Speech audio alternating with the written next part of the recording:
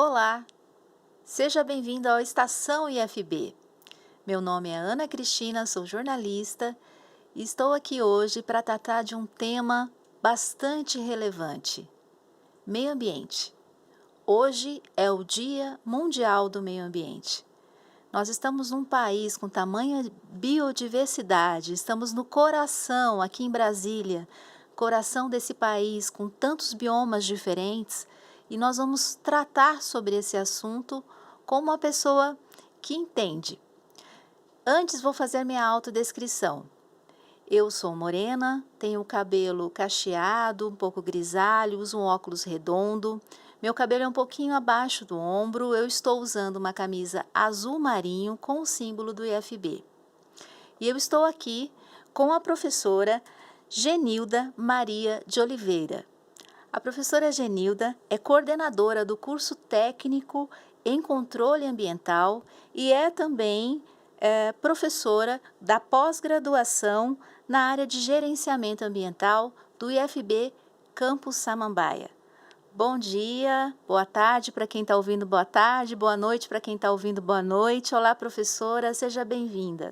Olá, pessoal, bom dia. É um prazer estar aqui, participando desse momento de discussão de um tema tão importante.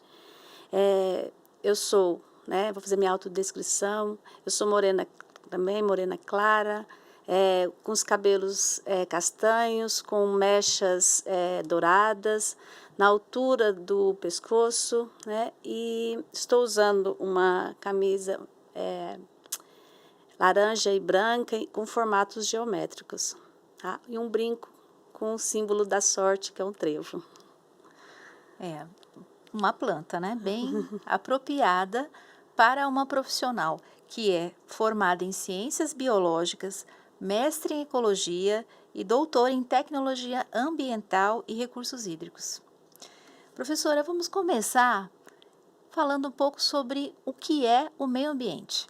Então, a gente tem uma definição para meio ambiente muito usado, pelas organizações das Nações Unidas e também é a base da nossa legislação ambiental. Tá? Meio ambiente é um conjunto de elementos e processos biológicos, físicos e químicos que permitam e criam as condições necessárias para a manutenção da vida. Então, a gente tem que entender também que o homem, em suas interações sociais, culturais, econômicas, interagem, estão presentes, participam desse meio ambiente. E por isso, a gente tem que basear toda a nossa organização de desenvolvimento social e econômico, e nosso desenvolvimento sustentável baseado nesse entendimento sobre o meio ambiente, sobre a sua definição em si. Começa pensando que com essa expansão populacional e à medida que a população vai crescendo, se a gente escuta esses discursos, nós necessitamos gerar mais alimentos, desenvolver economicamente. É possível conciliar o ambiente que temos, que vivemos, com essa expansão populacional de desenvolvimento econômico? Então, a gente tem uma série de tecnologias, tanto ambientais, para o desenvolvimento sustentável, quanto hoje a gente conhece, sabe que existe também já uma série de desenvolvimento para a agricultura, para a produção de alimentos em grande quantidade, como também devemos valorizar o desenvolvimento da agricultura familiar, da agricultura orgânica. Então, acho que em todas as situações cabe as diversos tipos de desenvolvimento na geração de alimentos, pensando sim no desenvolvimento sustentável, conciliando com a produção com a proteção ambiental. A gente pode falar que nós temos aí uma diversidade de instrumentos legislativos pensando na proteção do ambiente e devemos, com certeza, buscar proteção, que a gente fala assim, que dentro do nosso arranjo da legislação, nós temos a preservação de ambientes e a conservação de ambientes. E qual que é a diferença dos dois? Então, a preservação, inclusive, nós temos, né, uma lei, né, que é o Sistema Nacional de Unidades de Conservação, e para isso nós vamos ter os espaços destinados à preservação na íntegra desses ambientes. E nós temos o arranjo também das unidades de conservação visando o desenvolvimento de atividades que permitam conciliar a proximidade entre a diversidade, os ambientes e o desenvolvimento econômico, seja através de atividades industriais, minerárias, agricultura, né, e a diversidade, né, inclusive da presença humana através do que da ocupação humana com cidades, né, com também a própria geração, né, de resíduos decorrentes, né, da vivência, né, do nosso cotidiano em termos de geração de esgoto, geração de resíduos sólidos, necessidades de demanda de utilização de recursos naturais, como, por exemplo, utilização da água, as fontes, os mananciais, né? Então, a gente precisa estar conciliando tudo isso, buscando sempre, né, integrar. Né? Tanto é que um dos princípios, né, colocados no Programa Nacional das Nações Unidas sobre Meio Ambiente e, né, de certa forma, dentro do nosso conceito da base na Constituição Federal, que é a nossa Carta Magna, que né, todos têm direito a um meio ambiente ecologicamente equilibrado, né, que é um bem de uso comum de todos. E, para isso, a gente precisa permitir, né, que tanto o poder público quanto nós, enquanto sociedade, façamos a defesa e a proteção do meio ambiente. A senhora foi falando, eu fui lembrando daquelas áreas que são, como por exemplo, áreas que são de manutenção, não, de preservação mesmo, em que apenas algumas pessoas fazem a guarda daquele espaço, mas ela está ali mantida. Aí tem uma outra área em que se vivem povos tradicionais, como por exemplo os extrativistas, seringueiros. E aí nós temos uma outra área, que são as áreas que é também da área da formação da senhora a respeito dos recursos hídricos, né? Que são aquelas áreas de proteção nas margens dos rios, como as matas ciliares e tudo mais. E nós temos as áreas em que tem uma quantidade maior de pessoas que vivem, né? Que são os aglomerados, as cidades, e que tem uma série de impactos, né? Por exemplo, cada vez que a gente se junta, tem um banheiro na parte prática de uma casa, né? A gente tem a geração de energia, nós temos, se usa um carro, como é extraído esse petróleo para tirar a gasolina, ou como é feita a produção do álcool, o poluente que vai, a produção de alimentos. Tudo que nós estamos nos relacionando tem a ver com a área ambiental. Então, ninguém fica de fora desse assunto, né? Exato, ninguém, né? Então, assim, tem essa diversidade de situações, de contextos da garantia da qualidade ambiental. O arranjo, né? Então, a gente sempre precisa conciliar, sim, o desenvolvimento econômico. A gente não pode viver da ideia de que as cidades não precisam se desenvolver, que o país não precisa explorar os seus recursos naturais, né? Então, o que a gente tem que fazer isso com consciência, usando das técnicas, das formas de manejo adequado para essa exploração, para esse controle da poluição, né? Então, a gente fala assim, o controle ambiental, né, são um conjunto de ações que visam proteger, explorar protegendo, né, minimizando os impactos ambientais decorrentes de todo esse conjunto de atividades. Né, e a gente tem que entender, né, que a exploração, né, você até colocou a questão de algumas unidades, né, que são usadas por povos originários aqui, né, então a exploração feita de forma que permite, né, que a exploração não exaure aquele recurso que está sendo explorado. Então, assim, é importante que a gente entenda, porque eu falei isso, né, que a presença do homem, né, no conceito de meio ambiente, ele é muito importante.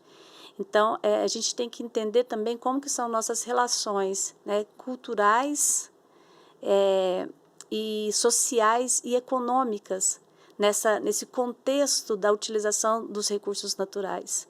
Então, às vezes, para alguns que exploram o recurso e tentam buscar o máximo de lucro, às vezes se esbarra, na questão ambiental, no sentido de que, por que não posso explorar mais? Porque, como a gente colocou, o meio ambiente é um bem de todos. Então, e a exploração atual, ela tem que garantir a possibilidade de utilização das futuras gerações. Por isso, a gente sempre tem que pensar, no desenvolvimento sustentável, no sentido de a exploração atual, e a futura, e a garantia do equilíbrio ecológico, em todas essas esferas. Quando a gente está falando de preservação de áreas específicas, essas áreas são definidas em cima de alguns critérios que vão desde a conservação de biodiversidade específica a determinados tipos de ambiente. Então, se a gente for pensar na diversidade de ecossistemas que nós temos aqui no Brasil, de biomas, assim colocado como uma forma mais ampla de definição, então, cada um desses biomas no Brasil, ele tem a sua representatividade em termos de biodiversidade, muitos dos quais ainda não explorados, a gente não conhece o tamanho dessa biodiversidade, principalmente quando a gente fala de ambientes que estão muito distantes de um grupo de pesquisadores que estejam envolvidos de forma intensiva no estudo desses biomas. Então, quando a gente fala assim, por exemplo, a Amazônia, na sua diversidade de ambientes, porque ali também a gente tem um conjunto não é só uma floresta amazônica, a gente tem várias microecossistemas dentro desse ambiente. E eu falo ainda, que o Brasil, ele é para o mundo, um prestador de serviços ambientais. Quando a gente fala da manutenção das florestas vivas, da redução do desmatamento, a gente está preocupado, e os demais países do mundo estão preocupados com a importância, não só com a questão da manutenção da biodiversidade, ainda não conhecida nem por nós, nem pelo mundo, na possibilidade de utilização dessa biodiversidade, ou da própria manutenção. Nem tudo que em termos de biodiversidade tem que servir para a exploração humana. A biodiversidade, como se também dentro dos ambientes, ela presta um serviço ambiental, no sentido de manter as características ambientais, como a gente falou, definição de meio ambiente é a manutenção de processos biológicos, físicos e químicos, que garantem a manutenção da vida. Então, a garantia desse serviço prestado por esses ambientes naturais, eles garantem também um equilíbrio ecológico para a manutenção e sobrevivência da espécie humana. Então, nem tudo precisa ser necessariamente explorado. Precisa também ser preservado. Então, quando a gente fala do Brasil, com essa diversidade de ambientes, a gente também está garantindo, por exemplo, quando a gente relaciona mudanças climáticas, a manutenção das florestas, quando, por exemplo, a gente teve recentemente a doação de milhões de reais da Inglaterra para o Brasil para manutenção, para desenvolvimento da Amazônia.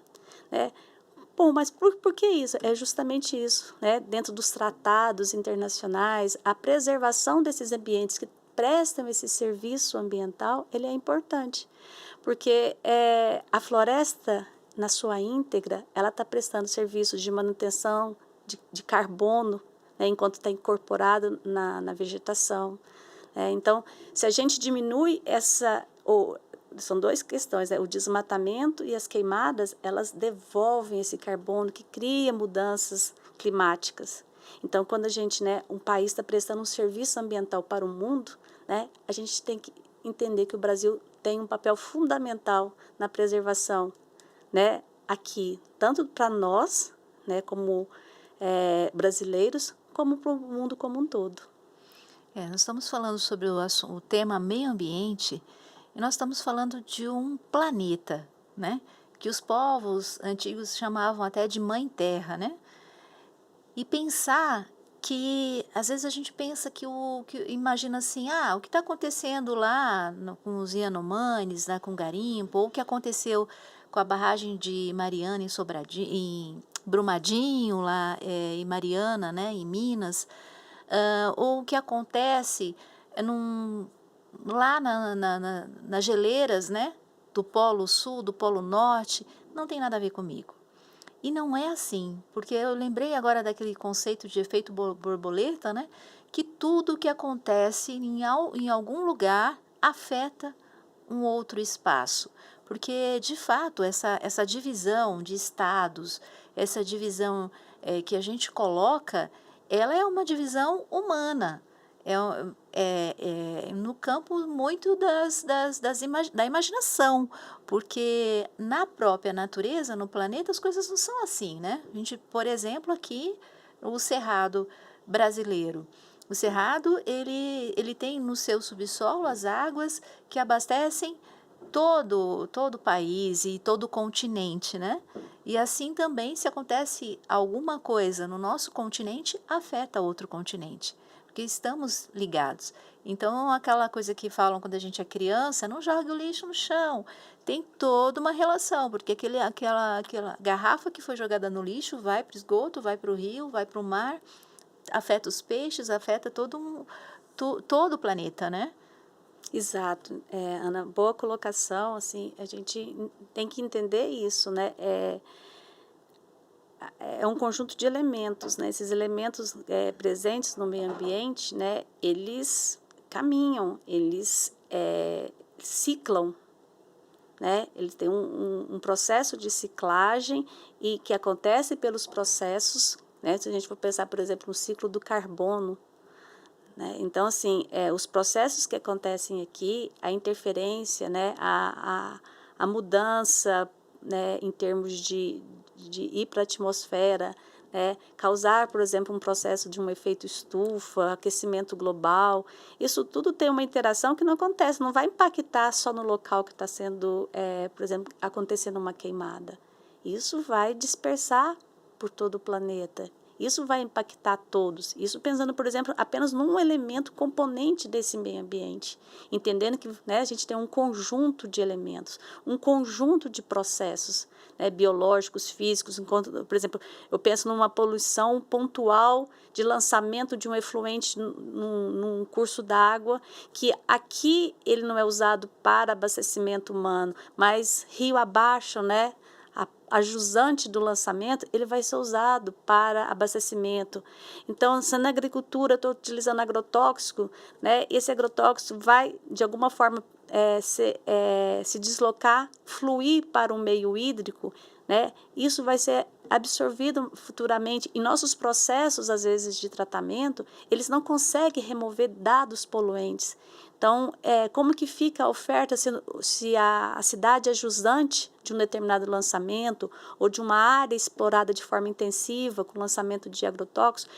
Como fica a região embaixo? E você colocou essa questão de divisões territoriais, né? Divisões territoriais, né? Que é uma organização humana, né? Não é a organização da natureza, onde estabelecemos os limites, né? Mas, assim, se aqui, e é por isso que hoje quase toda a questão da legislação e da organização do Sistema Nacional de Meio Ambiente, ela pensa justamente, né, de como que deve acontecer as autorizações de utilização dos recursos naturais, baseando nessa questão, né, de mananciais, que são divisórios entre áreas territoriais entre estados, né? Mananciais, explicando para quem está ouvindo, a gente pode dizer de cursos d'água. Cursos d'água. É um curso d'água que faz divisa entre estados, né? Quer dizer, a gente tem que ter um agente público maior para poder fazer esse ajuste da utilização desse manancial.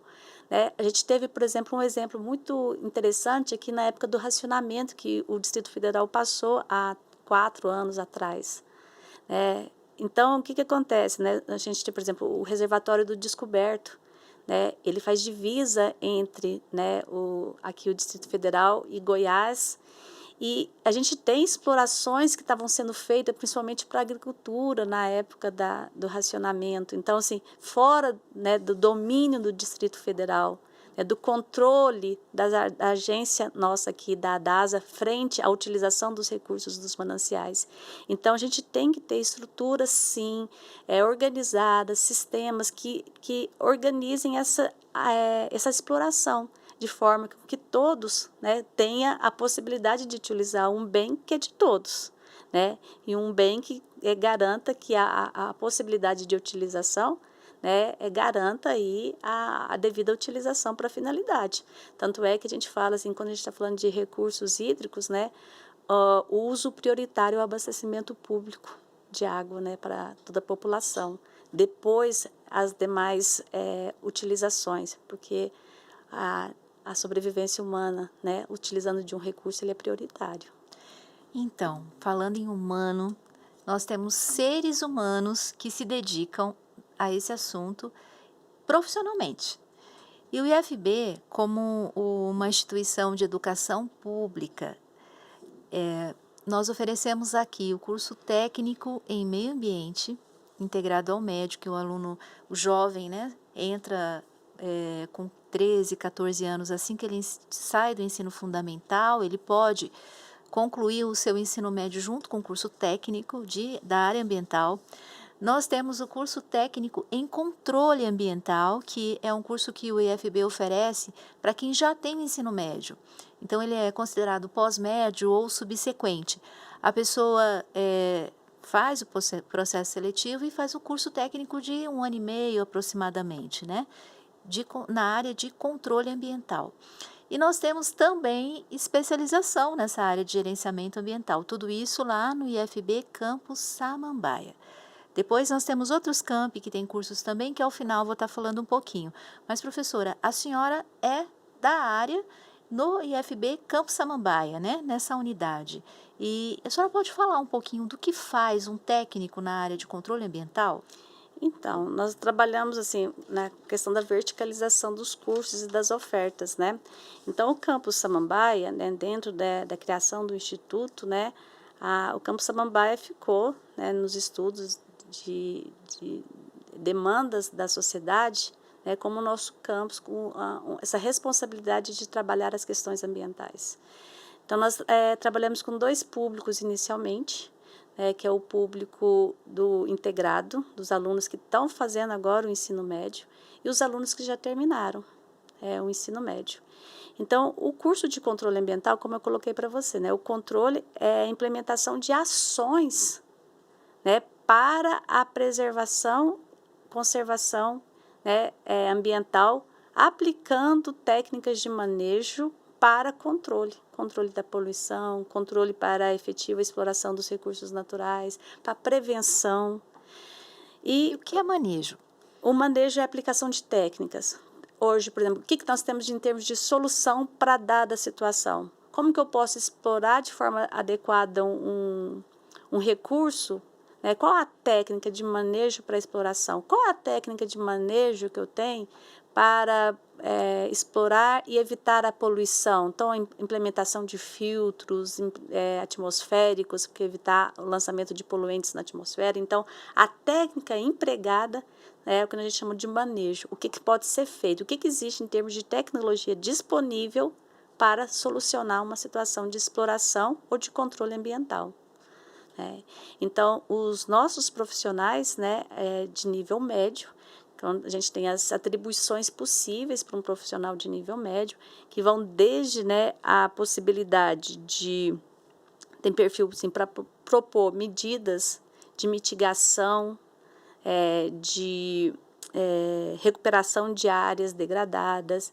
Ele pode ser responsável por fazer um diagnóstico ambiental, verificação, né, de modificações da qualidade inicialmente de um determinado ambiente. Então, fazer, por exemplo, uma análise de água e verificar os valores desses parâmetros, se esses parâmetros foram alterados de forma significativa após um lançamento indevido ou um lançamento autorizado, porque a gente pode ter lançamento, né, uma poluição pontual autorizada, desde que essa concentração dos poluentes que vão ser lançados obedeça uma legislação. Então, nosso profissional ele pode o quê?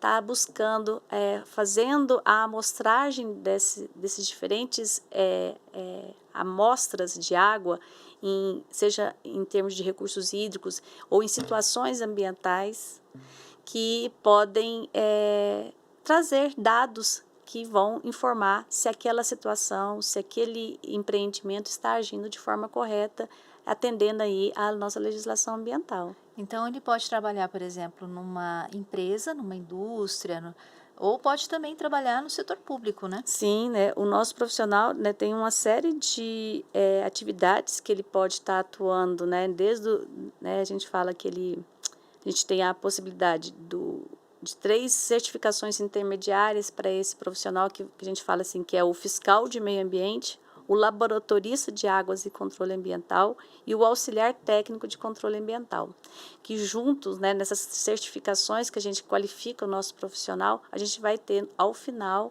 né, o nosso técnico em controle ambiental na sua plenitude de formação, né, de competências.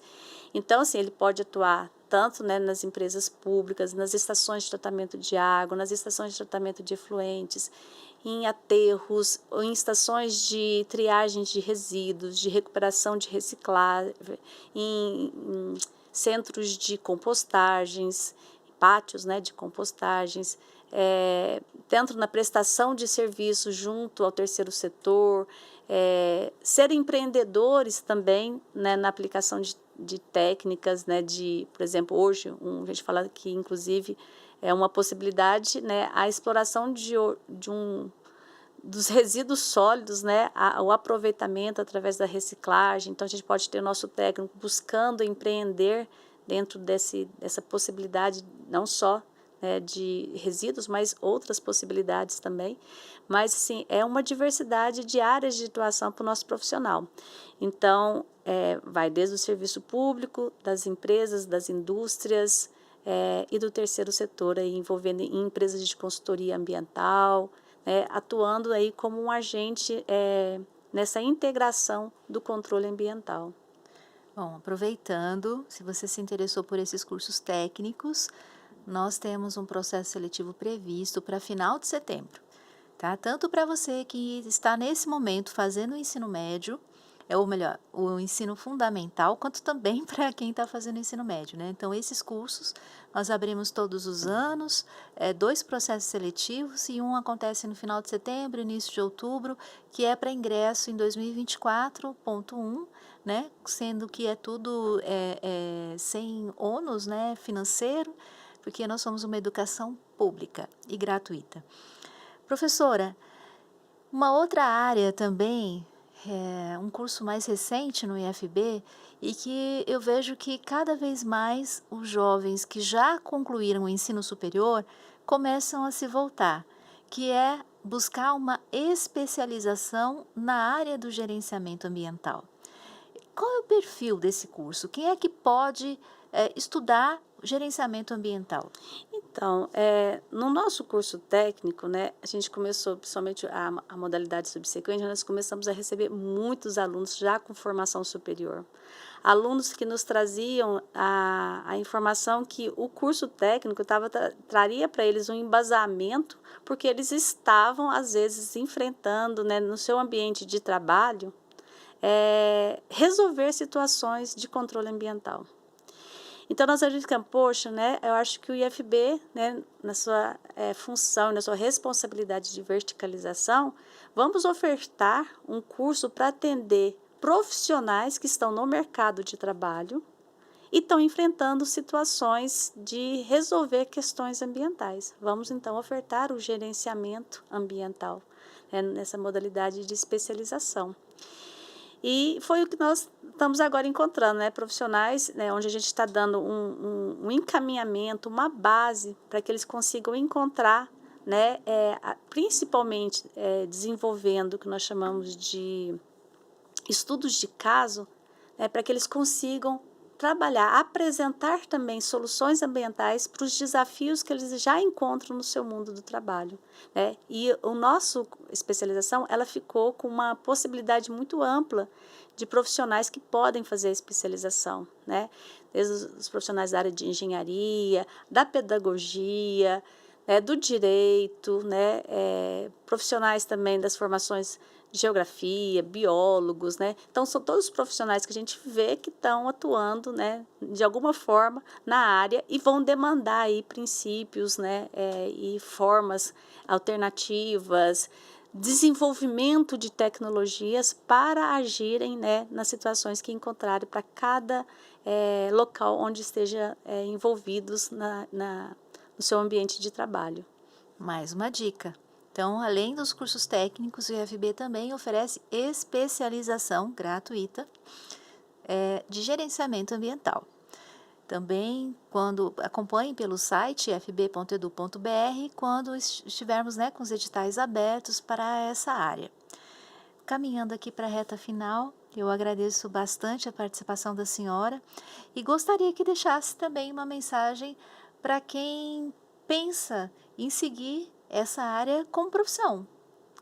Bom, então, gente, eu convido a todos, ainda a gente, né, como a Ana colocou, nós estamos ainda, né, com as inscrições abertas para os cursos técnicos de nível subsequente. E o que eu vejo, né, o IFB, né, na sua compromisso, na sua responsabilidade, nós temos na nossa estrutura, por exemplo, do nosso campus, né, uma potencialidade de desenvolver, de capacitar os profissionais, né? E a área ambiental, como eu falei, é uma área que cada vez mais se tem a compreensão, né, da necessidade de implementação do controle ambiental.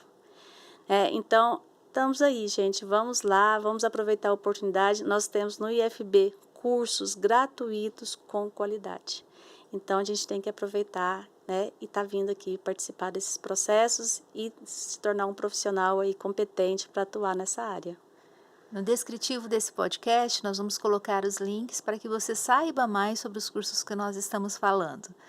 E hoje, mais um dia do meio ambiente, um dia mundial do meio ambiente, vamos lembrar que nós somos uma unidade, nós estamos num único planeta chamado Terra. Então, que vivenciamos hoje essa reflexão e todos os dias através das nossas atitudes. Muito obrigada por você que nos acompanhou até aqui e até breve. Obrigada, pessoal. E feliz, né, Dia do Meio Ambiente.